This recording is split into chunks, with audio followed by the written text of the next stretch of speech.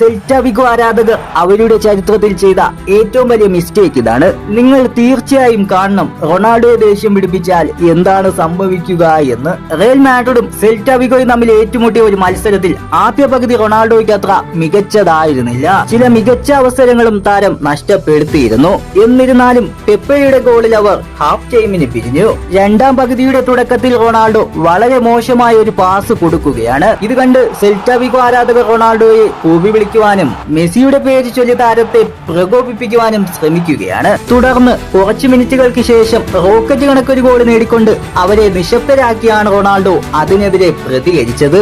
അത് വെറും ഒരു തുടക്കമായിരുന്നു. അധികം വൈകാതെ മനോഹരമായിട്ടുള്ള ഒരു ഫ്രീ കിക്കിലൂടെ സ്കോർ 3-0 ഉയർത്തി റൊണാൾഡോ. തുടർന്ന് റൊണാൾഡോ മറ്റൊരു ഗോൾ കൂടി നേടി തന്റെ ഹാട്രിക് പൂർത്തിയാക്കി. എന്നാൽ അവിടം കൊണ്ടും അവസാനിപ്പിക്കാൻ റൊണാൾഡോ തയ്യാറായിരുന്നില്ല. തന്റെ ഹെഡറിലൂടെ 4ാമത്തെ ഗോൾ കൂടി നേടി അവസാന സ്കോർ ലൈൻ 7-1 മാറ്റി റൊണാൾഡോ. സെൽറ്റ വിഗോയുടെ ചരിത്രത്തിൽ ഇത്രയും നാണം കെട്ടൊരു തോൽവി ഇതിനു മുമ്പ് അവർക്ക് നേരിടേണ്ടി വന്നിട്ടില്ലായിരുന്നു. റൊണാൾഡോ ഈസ് ദി ഗോട്ട് എന്ന് നിങ്ങൾക്ക് തോന്നുന്നുണ്ടെങ്കിൽ ഒന്ന് കമന്റ് ചെയ്തേക്ക് ഗായ്സ്.